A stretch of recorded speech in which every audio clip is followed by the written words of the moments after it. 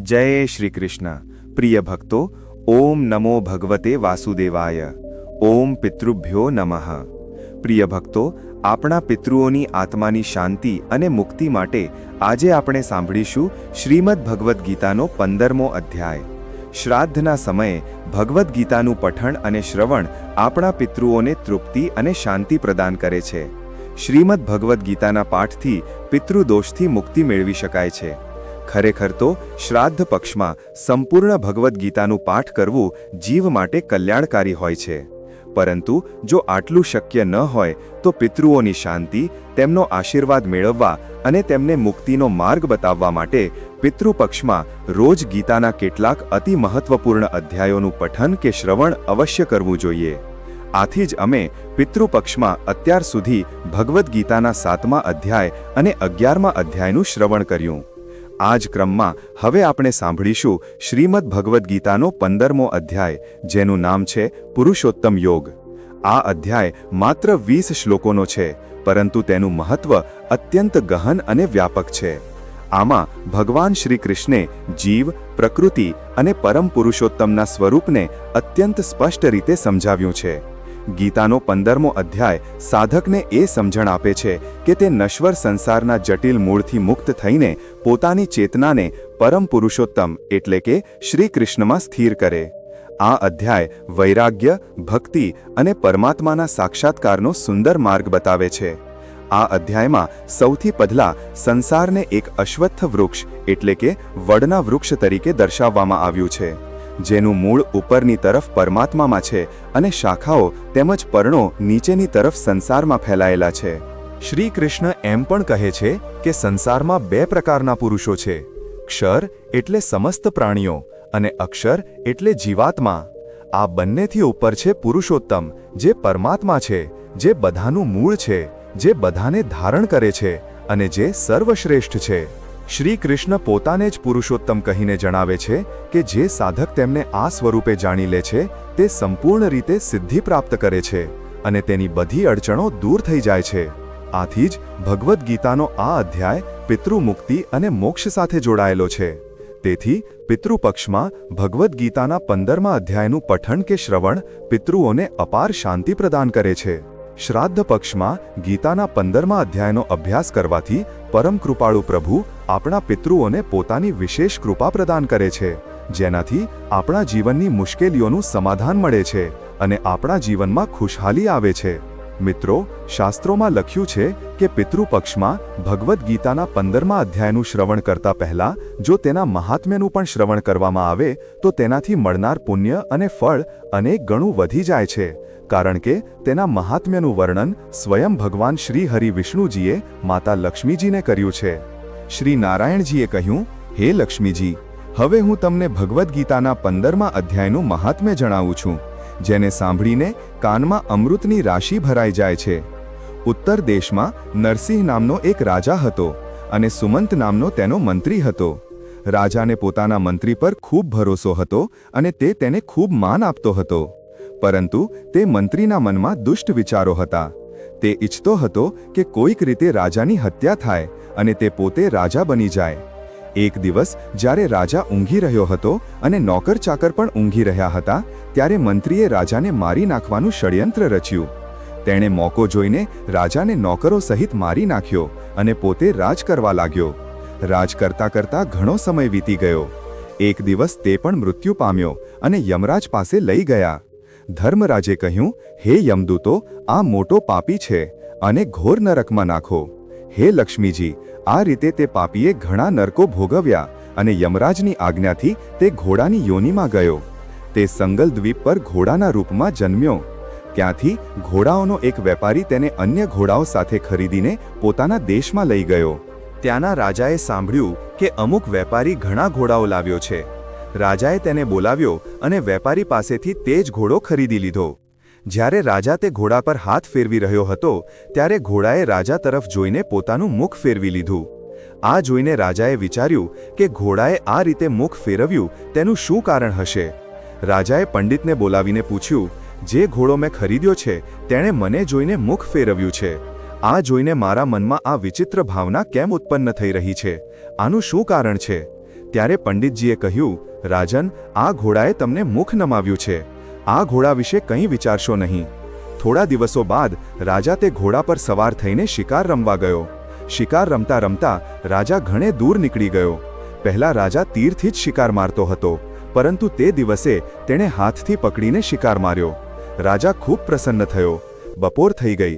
રાજાને તરસ લાગી. તેણે જંગલમાં એક ઋષિને જોયા જે કુટિયામાં બેઠા હતા. નજીકમાં જ એક તળાવ પણ પાણીથી ભરેલું હતું.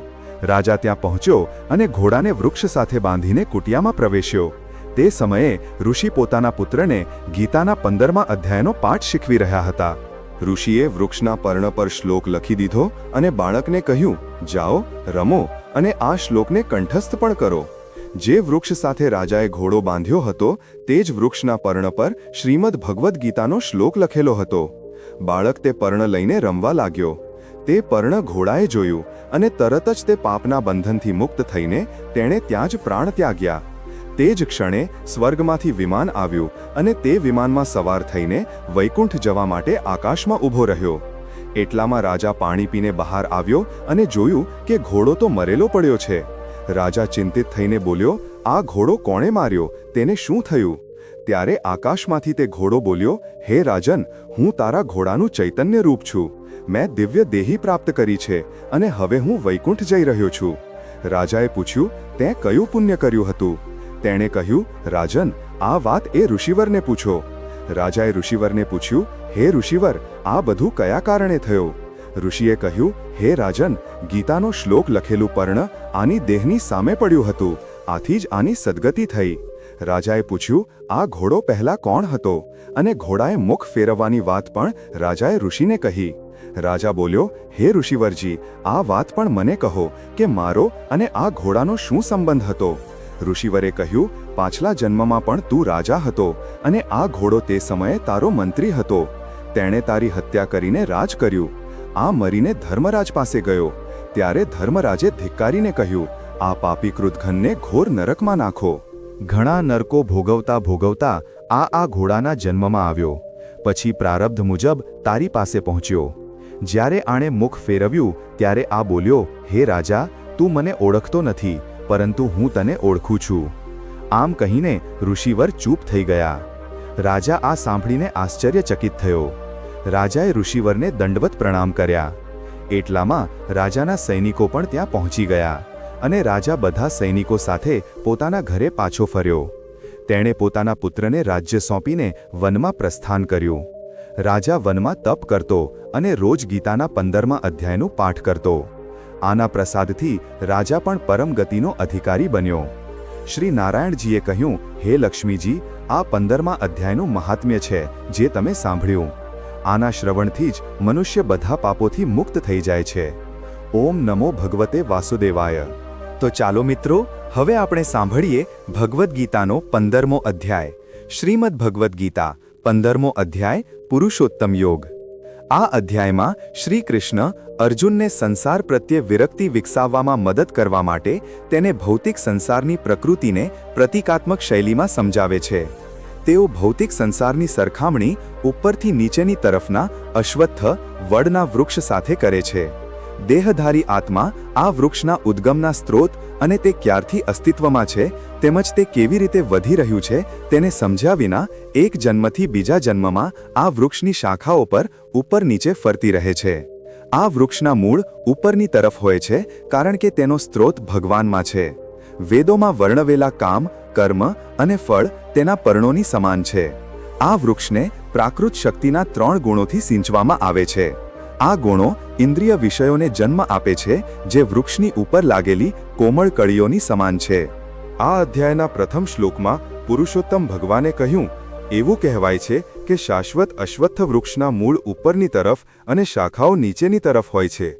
તેના પર્ણો વૈદિક સ્ત્રોત છે અને જે આ વૃક્ષના રહસ્યને જાણી લે છે તેને વેદોનો જ્ઞાતા કહેવાય છે. વૃક્ષની શાખાઓ ઉપર નીચે ફેલાયેલી છે જે 3 ગુણોથી પોષિત છે અને ઇન્દ્રિયોના વિષયો કોમળ કળીઓની સમાન છે. વૃક્ષના મૂળ નીચેની તરફ લટકે છે જે મનુષ્ય યોનિમાં કર્મોનો પ્રવાહ ઉત્પન્ન કરે છે. નીચેના આ મૂળ મનુષ્ય જગતમાં કર્મોનું કારણ બને છે. આ વૃક્ષનું વાસ્તવિક સ્વરૂપ આ સંસારમાં ન તો જોઈ શકાય છે, ન તેનો આદિ, ન અંત, ન તેનું નિરંતર અસ્તિત્વ, પરંતુ આ ગાઢ મૂળવાળા અશ્વત્થ વૃક્ષને વૈરાગ્યની પ્રબળ કુહાડીથી કાપી નાખવું પડશે. પછી તે વૃક્ષના મૂળની શોધ કરવી પડશે, જે પરમેશ્વર છે, જેમનાથી ઘણા સમય પહેલા બ્રહ્માંડની ગતિવિધિઓ પ્રવાહિત થઈ હતી. તેમની શરણમાં જવાથી મનુષ્ય આ સંસારમાં ફરી પાછો નહીં આવે. જે લોકો અહંકાર અને મોહથી મુક્ત છે, જેમણે આસક્તિરૂપી દોષ પર વિજય મેળવ્યો છે, જે નિરંતર આત્મા અને ઈશ્વરમાં લીન રહે છે, જે ઇન્દ્રિયોના ભોગોની ઈચ્છાથી મુક્ત છે અને સુખ દુઃખના દ્વંદ્વથી પરે છે, તેવા મુક્ત પુરુષો મારા શાશ્વત ધામને પ્રાપ્ત કરે છે. ન તો સૂર્ય, ન ચંદ્રમા, ન અગ્નિ મારા તે પરમ ધામને પ્રકાશિત કરી શકે છે. ત્યાં જ જવાથી મનુષ્ય આ ભૌતિક સંસારમાં ફરી પાછો નથી આવતો.